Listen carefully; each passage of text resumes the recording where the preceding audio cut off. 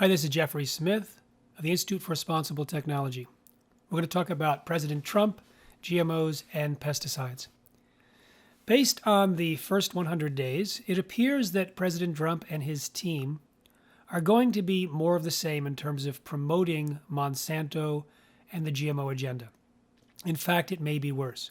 Some of you don't know that the Obama administration was worse than the previous Bush administration. We don't know if this administration will be worse yet, but it's not looking good. Right now, as you know, President Trump and EPA Administrator Pruitt and the confirmed USDA Secretary Perdue, together they've received millions of dollars from big ag and chemical companies. And now it looks like they're paying them back.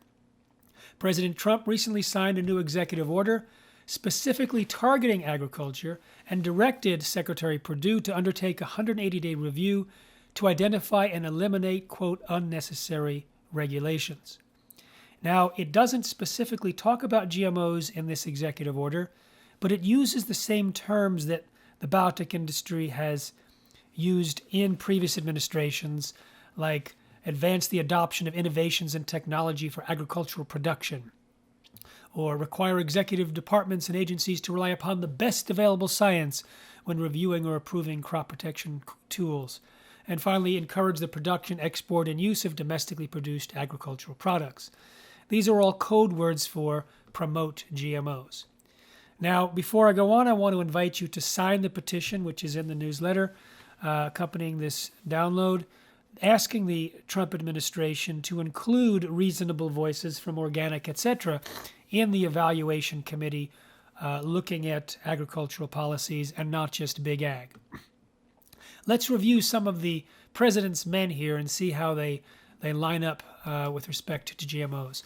Jeff Sessions has accepted contributions from Monsanto multiple times, and he might be in a position to fast-track the proposed merger of Bayer Crop Science and Monsanto, creating the largest seed and largest pesticide company in the world.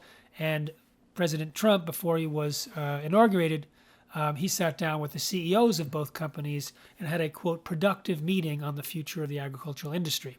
So that looks like we're not going to see any pushback on the monopolistic merger that's going on there. Secretary of Agriculture Sonny Perdue is tightly entwined in the industry he'll regulate. He used to sell fertilizer, but not the organic varieties. He accepted hundreds of thousands of dollars from big ag business. He's a known proponent of GMOs and all things big ag. He runs a company that trades agricultural commodities, and he's in charge of interpreting the Dark Act. We'll get back there in a second.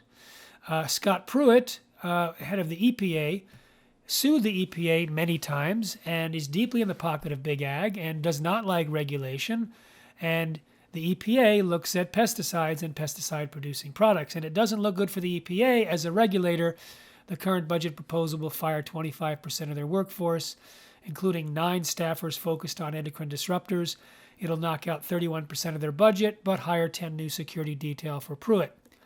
And then we have the FDA Scott Gottlieb, who actually not only is tied to over 25 entities from Financial Disclosure Letter, including biotech and pharmaceutical, but he actually co-authored a report in favor of genetically engineered animals, saying there were compelling benefits for healthcare, nutrition, the environment, and animal welfare. He's also a fellow at the American Enterprise Institute for Public Policy Research. It's an influential right-wing think tank that advocates for many things, including GMOs, very pro-GMO. So with Gottlieb at the helm of the FDA is mandated for decades to promote GMOs. It'll be more of the same from him. So now, with all of those people in position in the policy-making wing of our government, what can we do? Well, let's take a look, for example, at the Dark Act. When the Dark Act, denying Americans the right to know, was passed by Congress recently, it eliminated the ability of states to pass labeling requirements for GMOs. It knocked out Vermont's labeling requirement, and many people who were casually looking at the GMO world figured that was a huge blow for the GMO movement, knocking the movement off of its center. Well, it's not true. The anti-GMO movement does not require mandatory labels in order to win. And a case in point, bovine growth hormone. Monsanto introduced a genetically engineered drug for dairy cows that increased their milk supply and destroyed the health of the animals. It also promoted so much IGF-1 in the milk, which is a cancer-promoting hormone, that I'm told by one of Monsanto's former scientists, that 3 of his colleagues that did the safety studies on the milk from cows treated with bovine growth hormone, after seeing that, refused to drink milk thereafter unless it was organic. One bought his own cow. Now, we educated people, especially moms, about the health dangers of drinking milk and other dairy products from animals, from cows that were injected with bovine growth hormone. At no time was it required for that milk to have a label. In fact, the person who determined that it did not need a label if it used the bovine growth hormone was Michael Taylor, Monsanto's former attorney, later Monsanto's vice president, then back at the FDA under the Obama administration as the U.S. food safety czar. So there was no required labels. And yet the milk producers that did not use bovine growth hormone wrote on their labels no RBST, no RBGH, no artificial hormones, all meaning the same thing. And that sold at a premium because consumers were wanting that. And that forced Walmart, Starbucks, Yoplait, Dan, and most American dairies to kick GMOs out, to kick the bovine growth hormone out, even though there was no required labels. We're in a very similar situation where the non-GMO labels are taking over. And we have companies that are bragging, very expensive brags, like Nestle's advertising on television that its coffee creamer is non-GMO. And we have General Mills and Unilever, Kellogg's, Post, Campbell's, Hershey's, Del Monte, Hellmann's Mayonnaise, so many companies removing GMOs from at least one brand, often many, and more to come. So in the world of GMOs, the customer is king and queen. And this is what we are doing at Institute for Responsible Technology, working with a more fundamental, let's say, laws of nature around GMO acceptance and approval. Not policy, but consumer demand based on education, accurate education about the health dangers. And so because we eat GMOs, it's very easy to have that influence by educating the eater. It's not quite as easy to regulate pesticides from a consumer level. But the good news is a strategy is working. Around the country, cities, counties, and communities have kicked out Roundup and other toxic herbicides in favor of non-toxic, cost-effective alternatives. The city of Richmond not only banned the use by the city, but actually paid for and created advertisements for TV encouraging the citizens to stop using the toxic Roundup and other herbicides.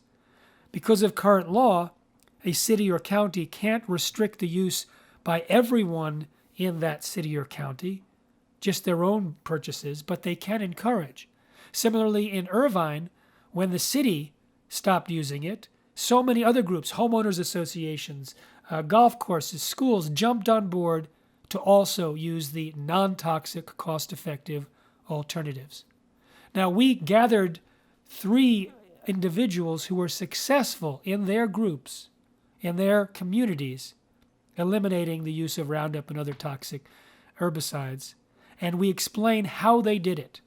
So if you go to our website, one of our websites, rounduprisks.com, you can watch the 2-hour webinar, you can download the toolkit, and have all the information there that you need to immediately approach your city council, county council, school, homeowners association, golf courses, etc.